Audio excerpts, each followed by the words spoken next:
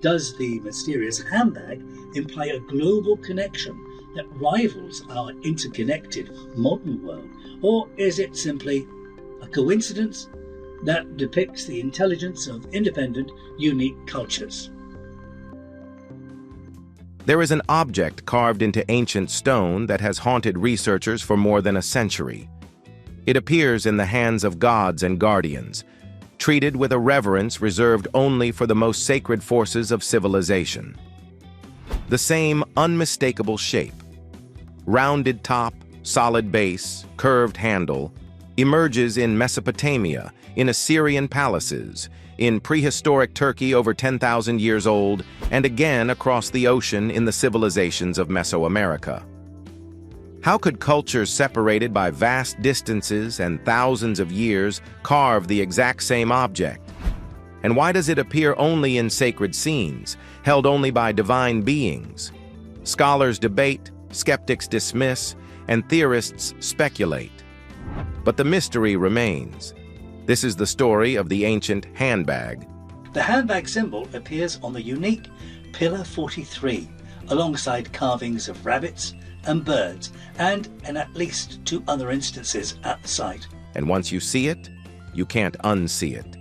The cradle of mystery.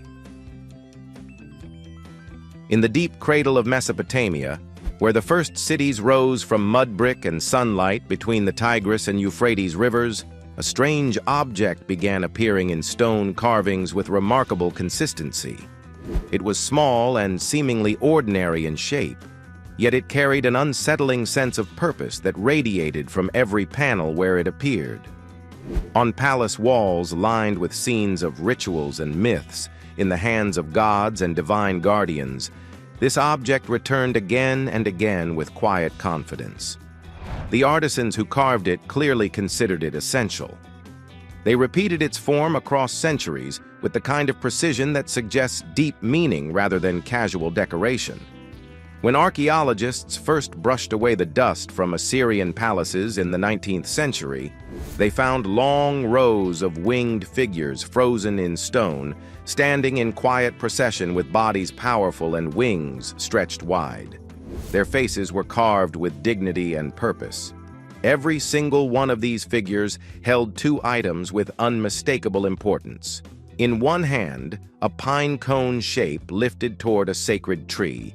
In the other hand, the mysterious bag. The message was clear even after thousands of years of silence. Whatever these objects represented, they touched something central to the ceremonial life of the ancient world. They were not decorative. They were functional in the most sacred sense imaginable. Ancient texts and inscriptions helped decode part of the puzzle. Ancient texts, and according to their traditions, these texts are accounts given directly by the gods themselves, and only transcribed by humans. The so-called bag was actually a ritual bucket used for purification ceremonies. Inside it was sacred water gathered for blessings, protection, and spiritual renewal. When a priest or divine attendant dipped the pine cone into this water and sprinkled it upon a person, a building, or a sacred space, the action symbolized cleansing and the restoration of cosmic order. Mesopotamians lived in a world where disaster was never far away. Rivers could flood without warning. Storms could destroy entire harvests. Enemies could invade at any moment. Purification rites were their way of asking the heavens to keep chaos at bay, to maintain the delicate balance between order and destruction that governed their existence. The bucket itself was called a bandudu in the ancient language, and artists repeated its shape with remarkable consistency across centuries of Mesopotamian civilization. The noble guardians who carried the bucket were called apkallu, protectors of kings and teachers of early humanity according to the myths. Their presence in these carvings suggested that the bucket was part of an older and deeper tradition than anyone initially realized. In some scenes, the apkallu surrounded the sacred tree of life, a powerful symbol of growth, wisdom, and the rise of civilization itself.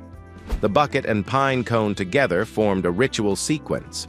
One object held the water of life while the other applied it. In its simplest interpretation, this was a ceremony of nourishment, a ceremony of ongoing creation performed to keep the world alive and ordered.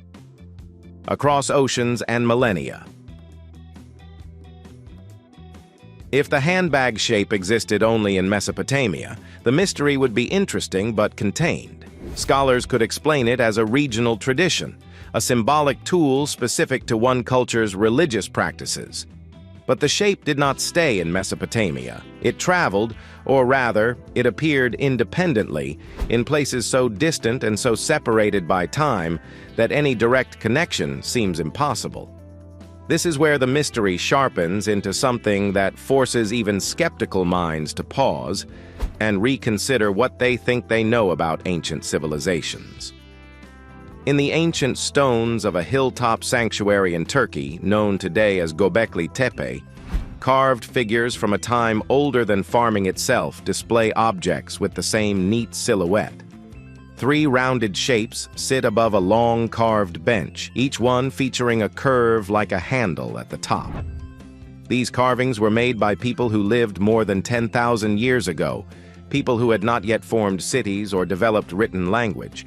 They gathered on this hill to carve animals, to pray, and to share stories their descendants would never record. And yet, on their sacred pillars, the shape of the Mesopotamian handbag appeared in triplicate, carefully positioned as if set on display, a message waiting to be understood by someone who would not arrive for another 7,000 years. Travel across the world, across jungles and valleys, and an entire ocean, and another echo appears. In carvings made by the Olmec civilization in ancient Mesoamerica, a sky being holds an object with a curved top and sturdy base that resembles the same silhouette seen in Mesopotamia and Göbekli Tepe. The Olmec world blossomed in a completely separate timeline on a distant continent. Their gods were different. Their myths were different. Their landscapes were utterly unlike the river valleys of the ancient Near East. Yet the emblem was there, carried with the same quiet dignity that characterized its appearance everywhere else. Among the Maya, creators of grand temples and sophisticated astronomical calendars, the symbol appeared again in the hands of their deities. It took on meanings tied to life, breath, and the cosmic order that governed their understanding of the universe. Once again, a divine figure held a small container with a curved top, positioned in scenes of creation and sacred ritual. The same visual rhythm repeated across thousands of miles and thousands of years. Even in ancient Anatolia, across mountain plains and scattered fortresses, some carvings hinted at similar shapes held by worshippers or carved beside sacred animals. The people who made these pieces did not speak the languages of the Assyrians or Olmec. They lived in cultures with completely different rhythms of life. But the shape appeared anyway, as if guided by some quiet, universal instinct that transcended geography and time.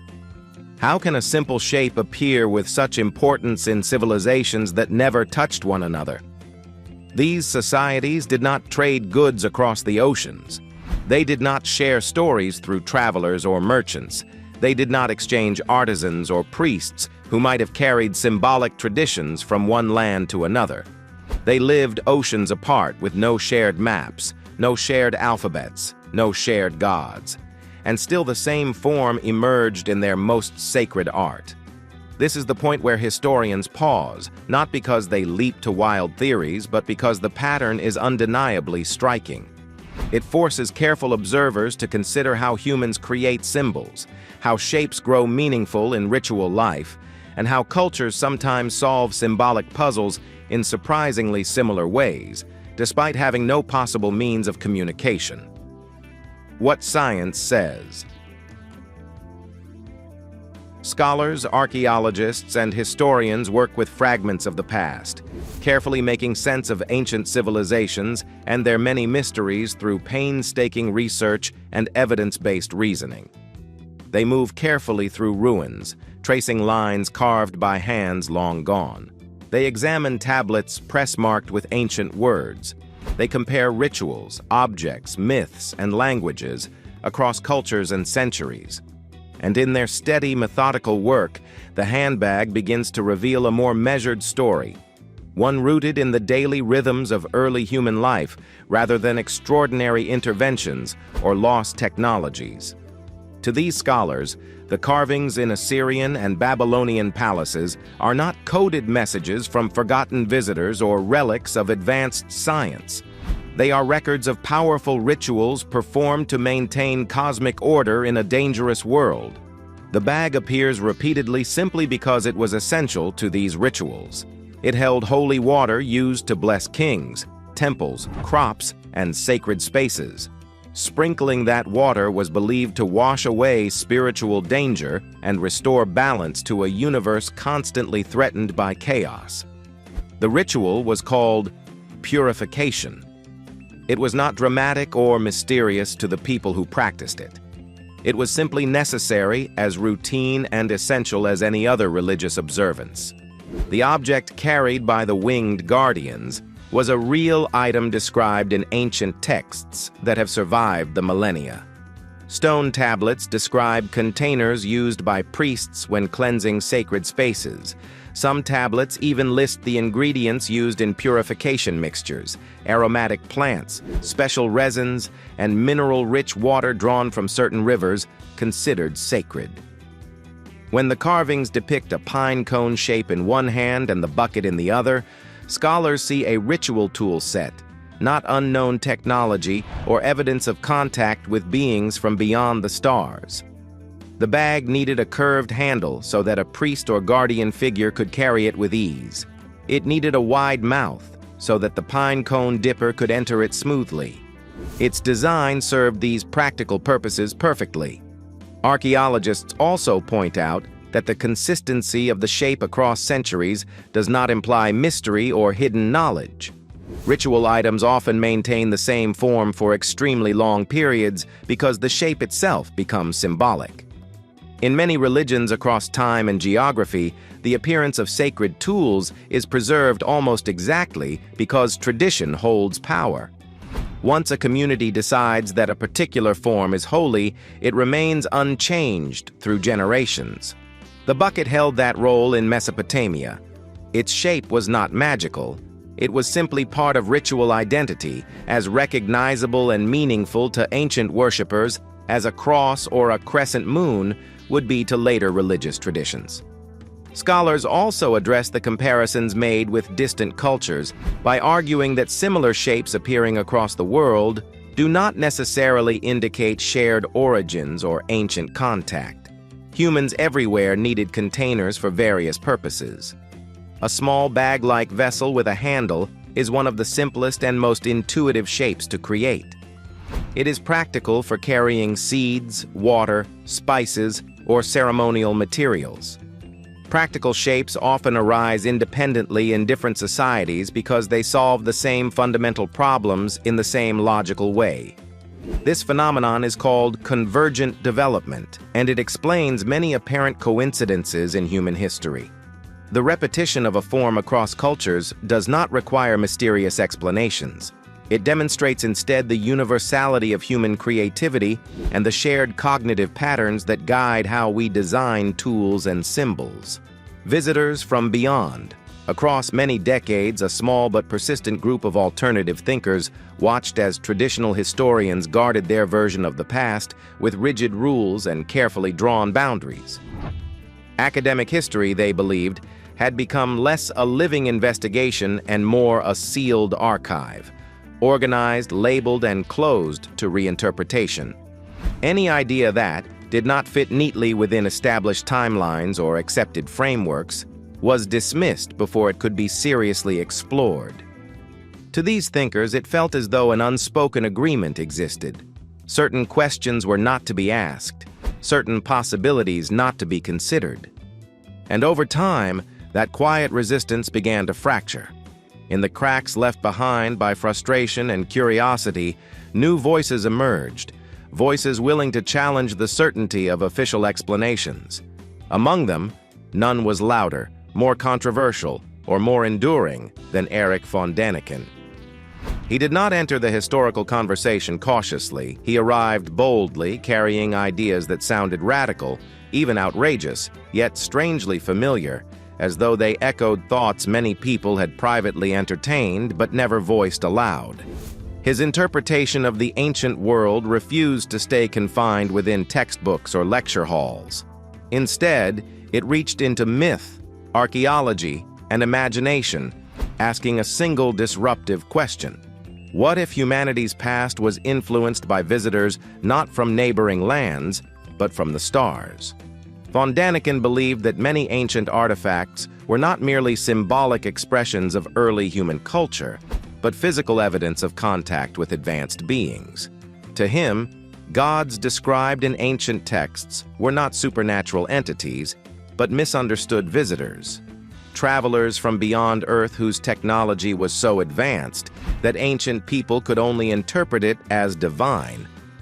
In this framework, the small carved bags found in stone reliefs across the ancient world took on an entirely new meaning. They were no longer ritual containers or symbolic objects. They were tools.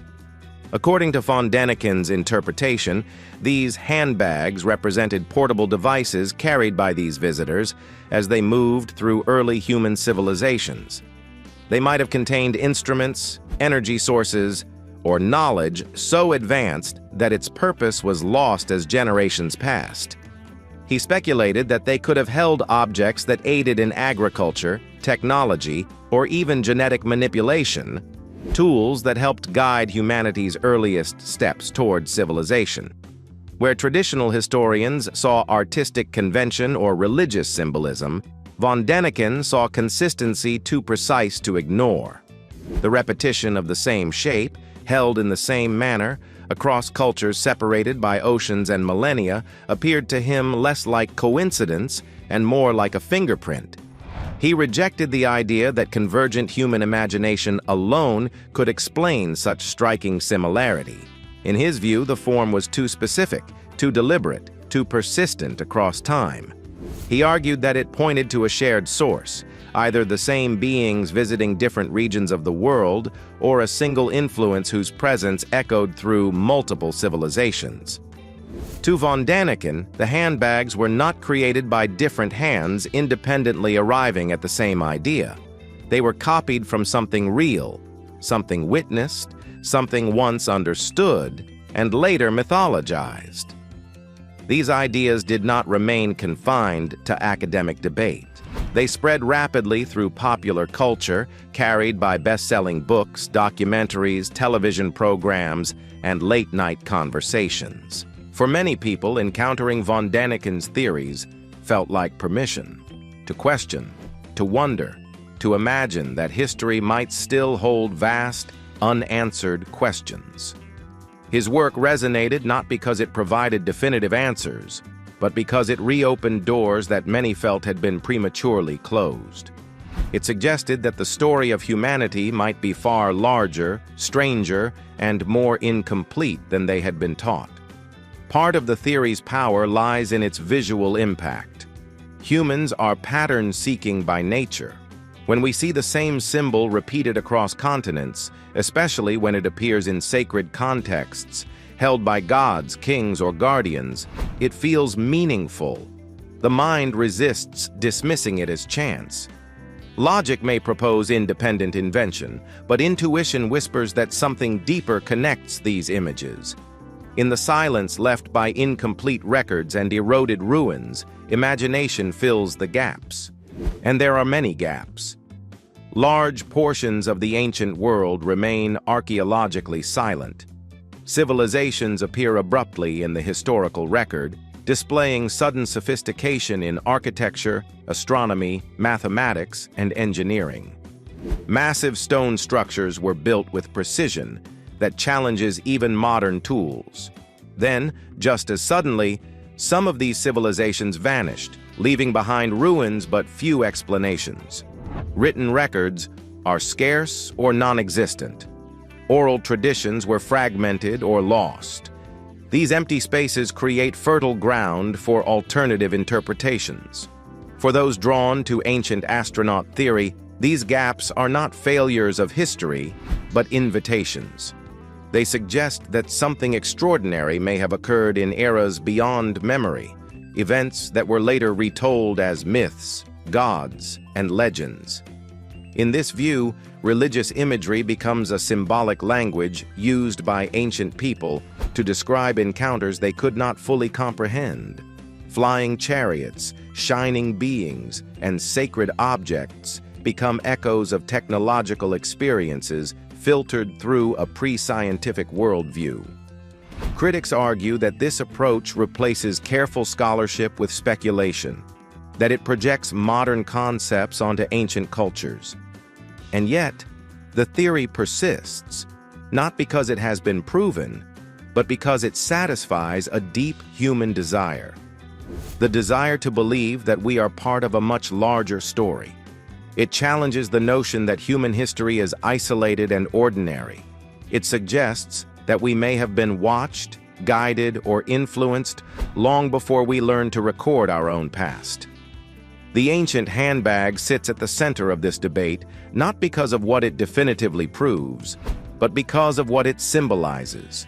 It represents the tension between certainty and mystery, between established explanation and imaginative possibility. To traditional historians, it is a ritual object with a known function. To alternative thinkers, it is a question carved in stone, carried across time by gods whose true nature remains unknown. Ultimately, the enduring fascination with these theories tells us as much about ourselves as it does about the past. Humans are not satisfied with closed narratives. We are drawn to unanswered questions, to the idea that something profound may still be hidden beneath layers of dust, stone, and time. Whether or not ancient astronauts ever walked among early humans, the desire to believe they did reflects our instinct to look upward, to imagine that our origins might be connected to something greater than ourselves. And so the debate continues, between scholarship and speculation, between caution and curiosity. The handbags remain carved in stone, silent and unmoving, while generations argue over what they truly represent. Evidence may favor one explanation today, but mystery has a way of surviving certainty. And as long as there are unanswered questions in the deep past, voices like von Daniken's will continue to remind us that history, like the universe itself, may be far larger than we ever expected. The many theories. After the debates between traditional scholars and the restless voices of ancient astronaut theorists, the mystery of the little stone bag did not settle into comfortable resolution. Instead, it opened into an even wider landscape of competing ideas. People from many different schools of thought stepped forward, each holding their own explanation like a lantern raised in the dark. None of them fully agreed with the others, yet each one added something meaningful to the puzzle, as though the ancient bag invited the world to consider every possible doorway into human imagination. The symbolists were among the first to offer their interpretation. They believed that early artists did not carve shapes for decoration alone, but encoded cosmic meanings into every line and curve. To them, the small bag was not a bag at all. It was a cosmic container, a quiet symbol of the universe itself. They imagined it as a sacred vessel representing the vault of heaven, the mysterious source from which all life flowed into the world. The handle represented the arc of the sky, while the body of the bag symbolized the womb of nature, or the cosmic ocean from which creation emerged. This interpretation painted the little object with grand colors, transforming it into a symbol of beginnings, a reminder that ancient minds often described the structure of reality through sacred geometric shapes rather than words. The perennial philosophers stepped in next with their own layer of meaning. They believed that humans across the world share deep patterns of thought that rise like springs from the same hidden ground of consciousness. To them, the carved bag was an archetype, a shape that appears naturally within the human mind across all ages and continents. Just as people everywhere draw circles to represent the sun or triangles to suggest mountains, the shape of the bag might have emerged from a shared inner symbolic language that predates any specific culture. Their view was gentle and reflective, treating the bag as an echo of something deep within human nature rather than evidence of contact or technology. Then came the agricultural theorists, who stood firmly on earth and soil rather than cosmic speculation. They believed the ancient world was far more practical than mystical. In their eyes, the little bag may have held actual seeds. They pictured early priests or sacred figures carrying small containers filled with grains that symbolized the promise of new harvests and the continuation of life. This made sense because many ancient gods were tied to farming, rain, and the renewal of fertile land. Seeds were miracles in their own right, tiny objects that slept in the ground until they awakened into forests and food. The bag, they argued, could have symbolized this power, linking the gods directly with the first farmers who transformed human existence through agriculture. Anthropologists approached the question with careful methodology, studying the bag not as a magical object, but as an element of human cultural behavior. They believed the shape represented status or authority rather than a tool shared across continents through mysterious contact. Many early societies used special containers to hold sacred powders, perfumes, or small ritual objects that marked someone as a keeper of tradition. These were not ordinary items carried in daily life. They signified a role, a responsibility, a connection to the divine that ordinary people did not possess. So even when similar bags appeared in different civilizations, the similarity proved only that many cultures valued the act of carrying sacred objects in distinguished containers. Their view was calm, grounded, and rooted in observable human behavior. The psychological theorists looked inside the mind rather than outward at the physical world. They believed the repeated shape of the bag was not a message from ancient gods or a clue from forgotten civilizations, but a reflection of how the human brain naturally works. People instinctively search for patterns in their environment. They see familiar shapes in clouds and find meaning in repeated symbols. To these thinkers, the bag was part of a shared cognitive structure, a common way the mind organizes visual information and creates tools. When early artists needed to show that a figure held something important, they used simple geometric forms that communicated clearly. A rounded rectangle with a curved top is an easy and natural design for an object meant to look carried. The similarity across continents was not evidence of secret connections. It was evidence of shared mental architecture, as natural as the way children everywhere draw smiling faces with 2 dots for eyes and 1 curved line for a mouth. In the end, the stone carvings do not give us a final answer. They give us a choice in how we see the past. We can accept the object as a practical tool, or we can recognize how easily meaning expands when time erases context. The truth may be simple, but the questions it raises are anything but. Because if human minds, separated by oceans and millennia, can arrive at the same symbols without ever meeting, what other patterns are still hidden in plain sight? And when we uncover them, will they tell us more about lost civilizations or about ourselves?